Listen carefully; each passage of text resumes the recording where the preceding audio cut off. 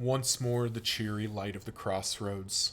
Once more you must face ambition's reach.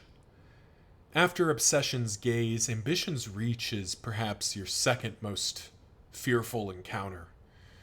It's strange to think that the final encounter is less terrifying than the penultimate. But you prefer the body of work to the ravenous reach. You'll need strong companions for this one. Hey, what's going on, everyone? It's Lokiorn, and we are back at it, taking out a new named formation here. One that I talked about taking out a while ago, running duo with Rowan, but we never made it happen. So we're going to bring it out here as we take out Fire and Steel. Soldier and sword. A formation that doesn't need a ton of introduction because I think it's pretty clear what it's on about. We are bringing fire and we're bringing steel. Got the two big fire dealers and plenty of steel. The big choice, as always, is what do we want to do? I mean, it's really, do we want Instructrice or Antagoniste?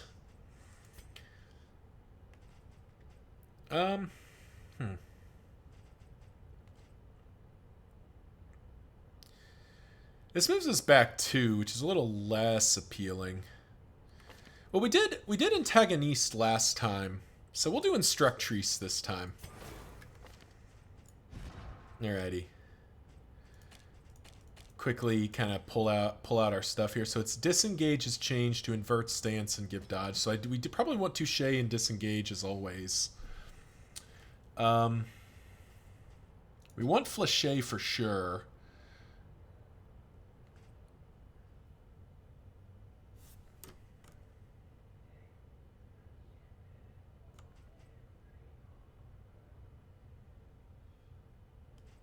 And then maybe we do like a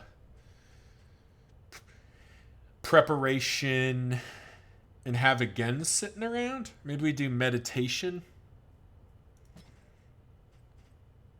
And we'll have feint. Why not? Because coup de grace is just an execution. We don't really need it. Ruthless instruction does stress heal. And this party does... Well, no, this party's got multiple people that can kind of stress heal. That is intriguing, though. Maybe we go like this. I'm going to try this out. Because she will spend some time in rank 3. So that actually seems kind of good. Bonnie, our runaway. I haven't taken her out in a while. We had her last as an orphan.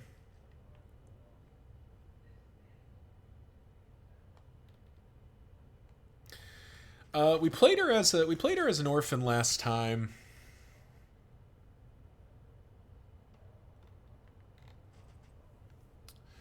But Arsonist just setting fire to herself. Survivor.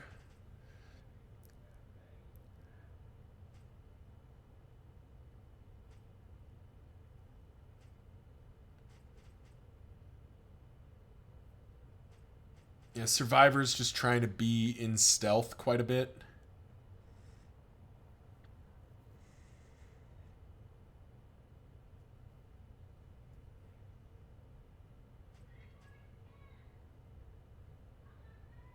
That is kind of intriguing.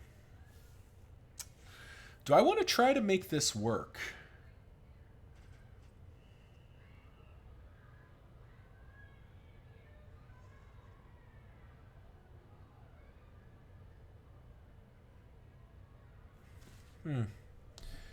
We do like stealing positive tokens, so I kind of want to try to make this work. All right, let's try to make Survivor work. This feels like this could be fun. It's not really as keeping with Fire and Steel, but it's still doing stuff. So what does she want to be doing? She's gonna be moving of foods. Gain after heal, dodge when below.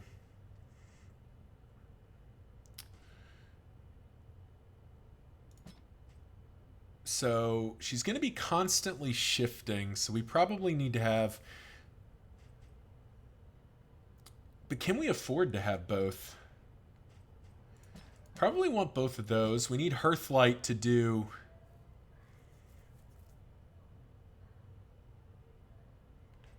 to, like, pop her into stealth. Then cauterize. This actually doesn't feel like this is doing what I want it to do.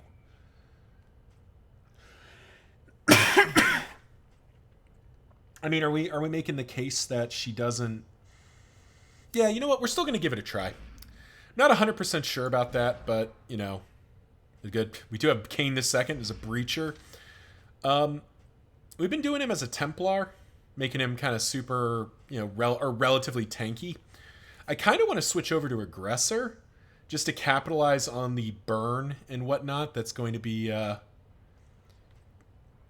coming in here.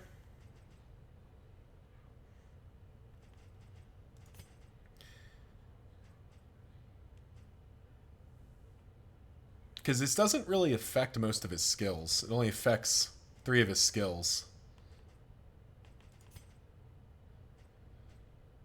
Yeah. Yeah, we'll do Aggressor this time. We'll just we're gonna get a little aggro with our boy here. We almost don't need Holy Lance, do we? Bring Zealous Accusation. Call that good? Yeah, that seems good. All right. Not 100% sure about this formation, but we're going to give it a try. This is Fire and Steel, a formation that has a lot of promise if I wasn't, trying to, incorporate some stuff I haven't played with much. Immediate thoughts about this formation. It's good to see how stable this formation looks because it's got my least favorite character in it. Annette, it's not her fault. But she just is not, for reasons I've talked about before, she doesn't really gel with what I want to be doing most of the time. Okay, and this is already showing that maybe we don't want...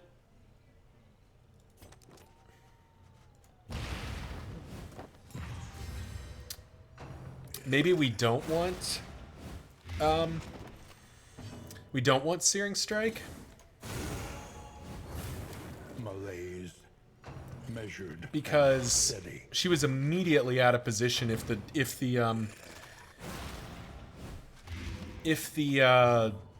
geez, words are failing me. If the duelist gets to go first, which is something she generally wants to be doing. Early results are encouraging.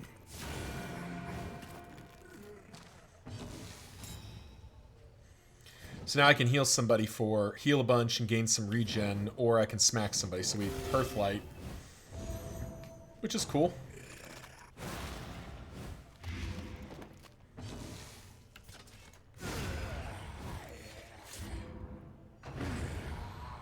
Okay. Yeah, I'm wondering if we swap out Searing Strike for Scavenge what you can. might be swapping out Searing Strike for Firefly. Go like this. Because, any scenario where we'd be Searing Striking, we might just be running and hiding instead to get up the stealth stacks to let us do other cool things. So, yeah. I guess I didn't do the Iron Triangle here, the health, stress, damage. But this formation seems pretty straightforward. Stress, there isn't one character that really...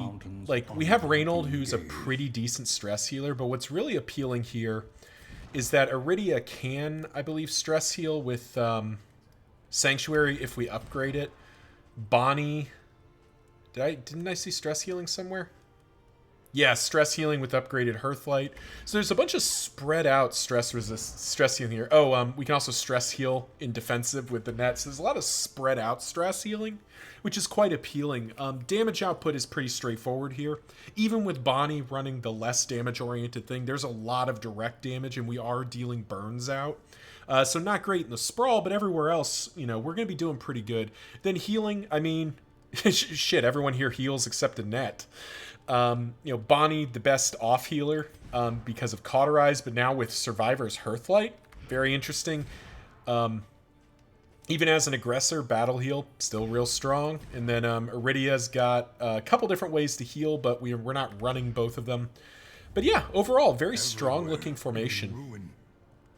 Everywhere in need. So, the photo's really appealing for Ghastly Gruul, but we don't have anything that suggests that we're going to be exceptionally good at it. Nor are we going to be exceptionally good at dealing with bleeds, but bleeds are actually a big deal for the final boss. So I actually think we go to the Shroud here, just to try to capitalize on some of the anti-bleed options here. We do have the Icebox. So Icebox early, I was originally thinking this was a Crocodile run, but we do have the early Icebox. We do have the Tangle Book. T-Service, Tracker's Map. All the trinkets suck, so that's not what we're doing. Excuse me.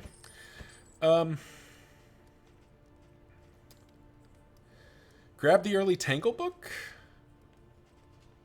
Kind of feels like that's the play. Sure. Anything that lets us travel so the question is it a rabbit run or is it a crocodile run?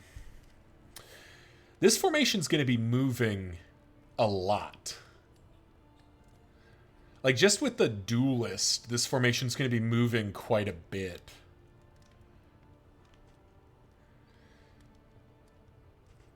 But the rabbit, if we can find food barrels, this gets very gross very quickly. Precious relics remind us of a time before. We just did a crocodile run, so I'm gonna do a rabbit run. I think it seems like it could be fun. Let's do a rabbit run. Come here, rabbit. It cannot fight, but perhaps it can calm. Here we go. Get gassed up. We'll throw in some kit. And we'll mastery point. All right, so this is where I do want to have Inspiring Cry updated early.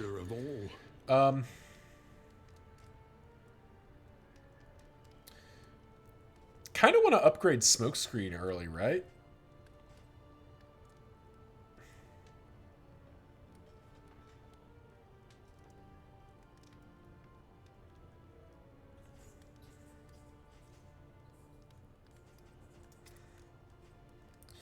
So the one problem with this is it is very selfish because it is just protecting her, but that is kind of useful. Actually, I think we do need to upgrade Touche, though. We need a way to get into stances consistently from turn 1.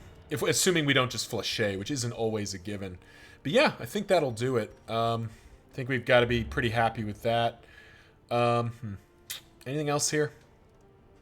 Not really. Yeah. All right.